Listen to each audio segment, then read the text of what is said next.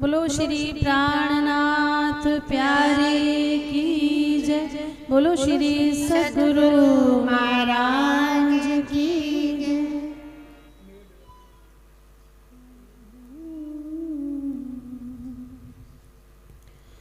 फेर फेर स्वरूप जो निरखिए, फेर फेर स्वरूप जो निरखिए, नैना होए नहीं तृप्त, फेर फेर स्वरूप जो निरखिए, नैना होए नहीं तृप्त, फेर फेर स्वरूप जो निरखिए, नैना होए नहीं। श्री चंदन पुष्प बहुरितराजे सुगत सर्वे मारा वाला जिने छाले श्री पिया जीना पूजन नवित की श्री सदाशिवा पूजन नवित की फिर मूल स्वरूप चितमाली जो कोई वासनाई नगर में मूल स्वरूप से काढ़े नहीं नजर रे, नहीं कोई सुख जोई न समान रे, अंगना तो कोटि मेरा कुर्बान रे, अंगना तो कोटि मेरे कुर्बान रे। बोलो श्री प्राणनाथ प्यारे की जय। धाम के धनी की जय, सद्गुरु महाराज की जय, सर्व सुंदर साथ की जय।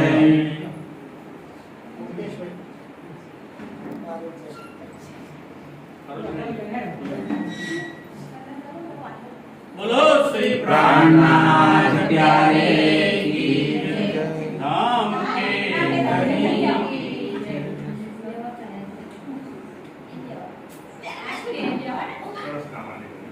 રાજમાં ઇન્દ્રાવતી યાદ હતી કે તમે બંને પરમધામની આત્મ છો, અને સંસારમાં આવીને અહીંયા કેમ રમત કરો છો? આવે तब श्री जी कहा ત્યારે શ્રીજીએ કહ્યું, विहारी जी और हम હરિજી અને હું एक टाला प्रसाद लेवे, એક સાથે બેસીને પ્રસાદ લઈએ।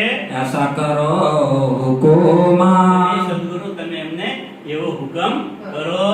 तब श्री देवचंद्र जी कहा ત્યારે દેવચંદ્રએ કહી ગયો, क्यों न बेले बैठो तुम, ભાઈ તમે એક સાથે ભેગા બેસીને કેમ જમતા નથી?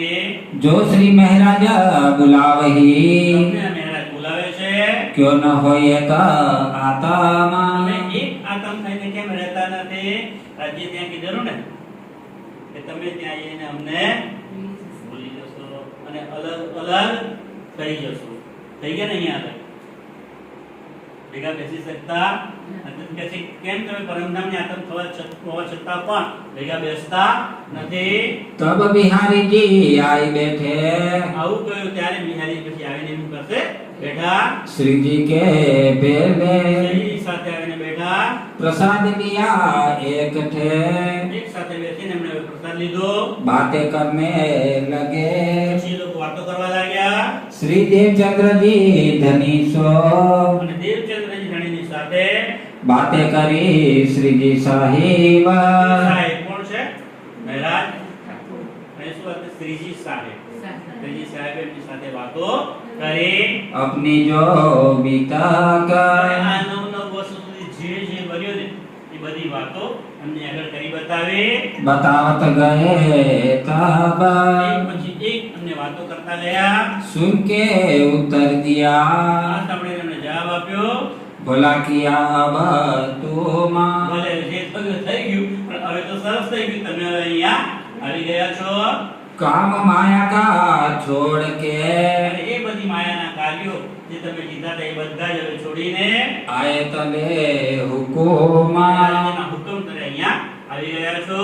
इन समय यहाँ दिन 22 અને અહીંયા આ વખતે દેવચંદ્રજી અને મેઘરાજ ઠાકોર એક સાથે કેટલા દિવસ રહ્યા? 22 દિવસ સુધી સાથે રહ્યા અને સરસ વાતો કરી, रहे साथ मीने એક સાથે મળીને રહ્યા.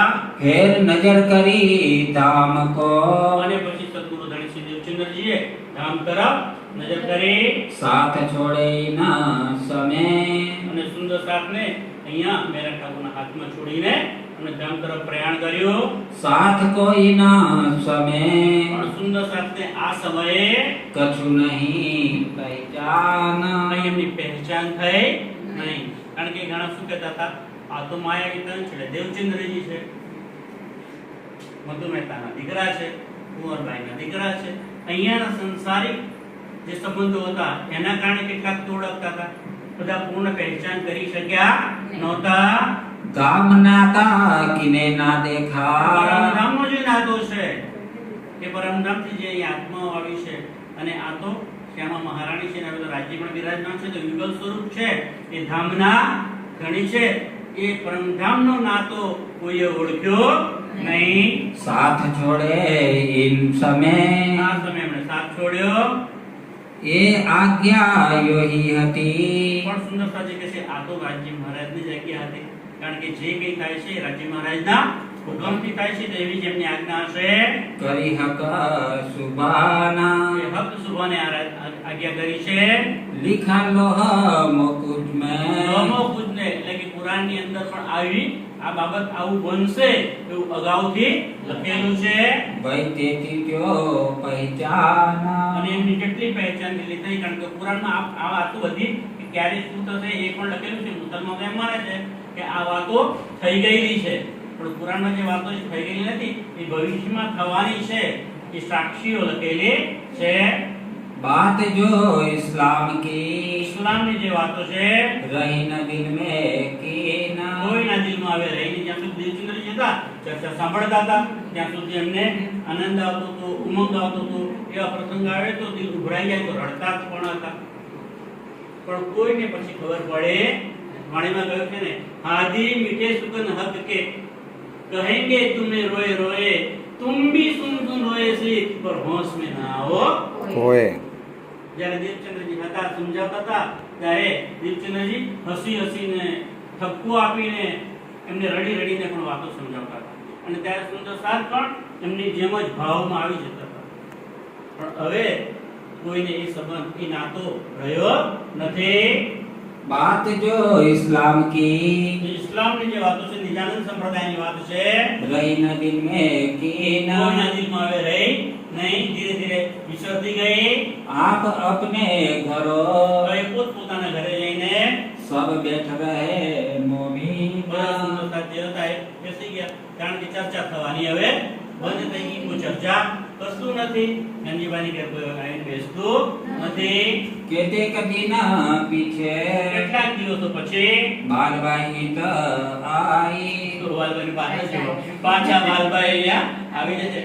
વાલભાઈ બધું એટલું સરસ છે ને કે રાજ્ય એમને કેવું કેવું કામ સોંપ્યું છે અને એ કામ સુપેરે નિભાવે છે. વાલભાઈ અહીંયા આવે છે, श्री मेहराज के घरों आए મેરા ઠાકોરની ઘરે આવે છે, एक खबर लाई એક ખબર લઈને આવે છે. श्री मेहराज सो मसलहता અને મહારાજની પાસે આવી અને મસલહત એટલે ચર્ચા વિચારણા કરે છે. करने बैठी जब મહારાજ સાથે વાતો કરવા બેઠા. अब क्या करना है तुम्हें ધર્મનું કાર્ય, ચર્ચાનું, સત્સંગનું બધું કામ તો ઠપ થઈ ગયું છે. એટલે હવે આ ચિંતા કોને થાય છે? વાલભાઈને. તો વાલભાઈ આવે છે કોની પાસે? મહારાજ ઠાકોર પાસે, અને કહે છે કે બધું કામ તો હવે આ બંધ પડી ગયું છે. रहा काम धाम का सब ધામનું જે કામ છે પરમધામનું જે વાણી છે એની ચર્ચા સત્સંગ કરવો એને સમજાવવું એ બધું કામ હવે ઠપ થઈ ગયું છે. मसनंद श्री देवचंद्र जी की અને દેવચંદ્રની મસનદ એટલે કે ગાદી, જે ગાદી પર દેવચંદ્ર બિરાજમાન હતા. અહીંયા સુંદર સાહેબજી આ સ્થાયી ગાદી જે ભૌતિક છે એની વાત નથી, પણ ધર્મની ધુરા સંભાળવાની કે એ ચર્ચાને આગળ ધપાવવાની, સુંદર સાહેબની આત્મ જાગૃતિ કરવાની વાત છે. એની ગાદીની વાત કરે છે. હવે અહીંયા કોણ સંભાળ શકે છે? सो तो बड़ी गुजरा कर દેવચંદ્રની ગાદી છે, મસનદ છે, એ તો ઘણી મહાન છે. सो खाली क्यों હવે रहे ખાલી કેવી રીતે રહે?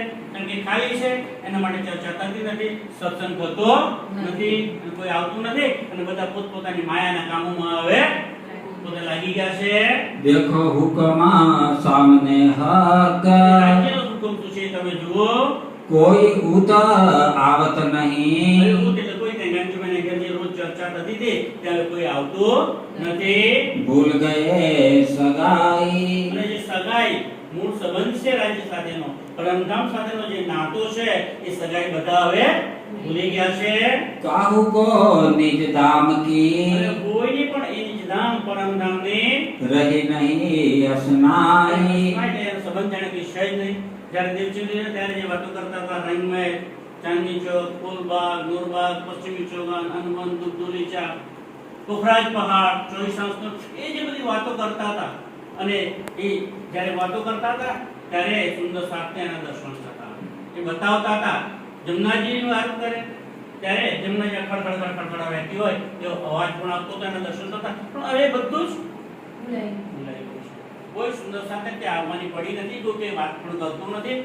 ધ્યાન આવે તો ભલે, પણ સુંદર સાહેબને જ્યારે મળે ત્યારે પણ હવે બધા માયાની વાતો કરે છે, કોઈ ધામની વાતો કરતા નથી. જે ધામ સાથેનો નાતો છે, જે સગાઈ છે, હવે બધા જ ભૂલી ગયા છે. किनको बिठावे इन पर તો હવે એ કાર્ય પરિશરૂ થાય, અને એટલા માટે એ ગાદી પર એ સત્સંગ, એ ચર્ચા કરવા માટે કોને બેસાડીએ?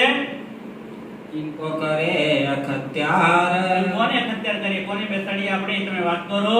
निस्बत नस्ल से करे એ સમજાવે છે. નિસ્બત નસલ સે કરે. તો નસલી એટલે એમનો જે પુત્ર છે બિહારીજી, એમની જો આપણે વાત કરીએ તો बिहारी जी है सिरदार કારણ કે એમના દીકરા તો કોણ છે? બિહારીજી છે. તો એ સિરદાર એટલે કે એ જ આગળ છે. तब श्री महाराज ने कहा હવે મહારાજ એમને કહે છે, यही बात है सिरे હા વાલભાઈ તમે જે કહો છો એ વાત સાચી છે. અહીંયા મહારાજની મોટાઈ ને તેમના કે ના હું બેસીશ તો હું ચર્ચા કરીને સમજાઈ. જ્યારે દેવચંદ્રજી ચર્ચા કરતા હતા ગાંધીભાઈની ઘેર બેસીને, ચર્ચા પૂરી થાય ત્યારે સુંદર સાથે ફરી પાછા બેસી અને ચર્ચાની અર્ચા કોણ કરતું હતું? મહારાજ ઠાકોર કરતા. ધર્મનું કાર્ય આગળ ધપાવતા તો કોણ? મહારાજ.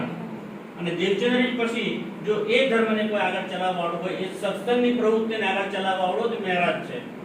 પણ વાલભાઈ આવી અને નામ સૂચવે છે બિહારીજીનું, તો મહારાજ શું કહે છે? હા હા વાલભાઈ તમે જે કહો છો ને એ બરાબર છે. सब साथ मिलके અને આપણે બધા સુંદર સાથ મળીને यही काम આપણે એ करे જ કામ કરવાનું છે કે એમના દીકરા જે છે એ જ એમની ગાદી સંભાળશે, અને એ સત્સંગ ચર્ચા કરવાનું કામ આપણે એમને જ સોંપીશું. यह बात बैठी दिल में આ વાત દિલમાં લઈને यह काम करना जरूर મેરે વિચાર છે કે આ વાલભાઈ કઈ વાત સાચી છે. હવે અમારે એ જ કામ કરવાનું છે. વાલભાઈ કહ્યું એમ હવે બિહારીજીને ગાદી પર બેસાડવાની હવે તૈયારીઓ શરૂ કરવી છે. सात सौ बड़ी बात सो અને સુંદરતા તો બધી સારી રીતે मैं करो मजबूर હું એ બધાને ભેગા કરીશ. સુંદર સાથે હું વાતો કરીશ, સુંદર સાથને બધાને બોલાવીને હું સમજાવીશ. કેમ કે સુંદર સાથને પણ ખબર હતી કે સારી રીતે ચર્ચા કોણ કરી શકે છે. કારણ કે બિહારીજી વાતો કરશે તો કઈ વાતો કરશે? લૌકિક માયાની વાતો કરશે. સાથે પણ ખબર હતી બધી. पहले श्री बिहारी जी को એટલે મહારાજ વિચારે કરે છે કે સુંદર સાથ નહીં માને ને તો હું એમને સમજાવીશ. સુંદર સાથને હું પગે લાગી, હું એમને પ્રણામ કરી અને હું એમને વિનંતી કરી કે આ જગ્યાએ હવે કોને બેસાડીએ આપણે? બિહારીજીને. मैं बैठा हूँ इत હું જ પહેલા એમને નાનો પ્રસ્તાવ મૂકી અને હું જ એમને ગાદી ઉપર બેસાડી कदमों लाग सेजदा करूं અને એ બિહારી જે ગાદી પર બેસે ને ત્યારે સૌથી પહેલા હું એમના ચરણોમાં પ્રણામ કરીશ. तब साथ भी आवे અને तीत મારા સુંદર સાથ પણ ત્યાં આવશે અને એમને પ્રણામ કરશે અને એમને પણ ગુરુ માનવા લાગશે. ये मसलहत करके આવી મસલ આવી વાતો કરીને आई बार भाई अपने घर બાલભાઈ પોતાની ઘેર આવે છે. समय दिन देख के હવે એક સારો દિવસ જોઈને पहुंचे उस काम ऊपर આ કામ માટે તૈયારીઓ કરે છે.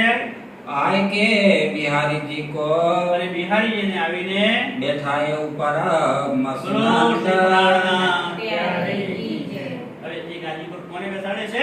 બિહારીજીને બેસાડે છે. कदमों लाग के बैठे અને સૌથી પહેલા કોણ કદમે લાગ્યો? મેરા.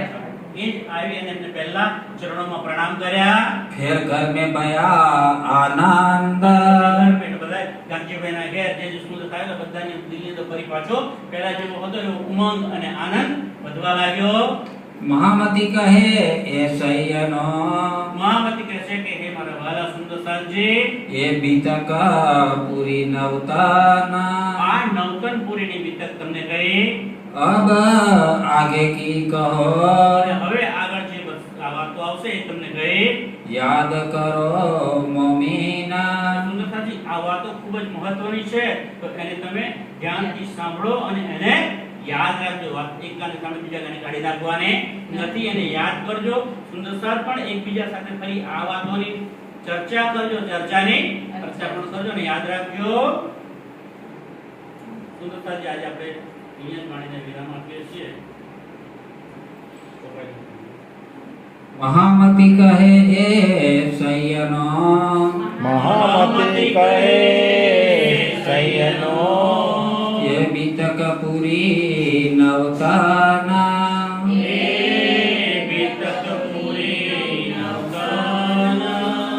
अब आगे की कहो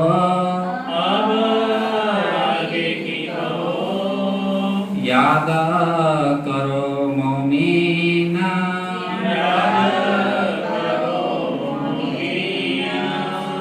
याद करो मोमीना बोलो श्री प्राणनाथ प्यारे की जय के धनी की जय सद्गुरु महाराज की जय सर्व सुंदर साथ की जय प्रणाम जी सुंदर साथ जी પ્રણામ સુંદર સાહેબજી. હવે આ નવતનપુરી બીતકથી હવે આવતીકાલે સુંદર સાહેબજી ધ્યાન રાખો. આવતીકાલે આપણે એ આગળની ચર્ચા આગળ વધારીશું અને એમાં આવશે કે બિહારીજી બેસી ગાદી પર બેસીને ચર્ચા કરે છે, કેવી ચર્ચા કરે છે અને મહેરા ઠાકુર કેવું કામ કરે છે, મહેરા ઠાકુર કેવી રીતે એમની સાથે વર્તન કરે છે અને પછી બિહારી પણ એમની સાથે કેવું વર્તન કરે છે. એક દિવસ મોડા આવે છે ચર્ચામાં, તેમને કેવી વાત કરે છે, શા માટે મોડા આવ્યા, શું થયું, એ આગળની જે એમને પછી સજા પણ કરે છે. તો એ આગળની વાતો બહુ સરસ છે અને સમજવા જેવી છે. સુંદર સાજી એમની પત્ની જે ફૂલબાઈ છે એમનો એ વખતે ત્યાગ કરે છે, કેવી રીતે ત્યાગ કરે છે, શું શું ઘટના બને છે, ઘણી સરસ રસપ્રદ અને જાણવા જેવી બાબતો છે. તો આવતીકાલે સરસ ટાઈમ પર 9 વાગે આવી જજો અને આપણે એ વાણીનું રસપાન કરી બોલો શ્રી પ્રાણનાથ જય. પ્રણામ.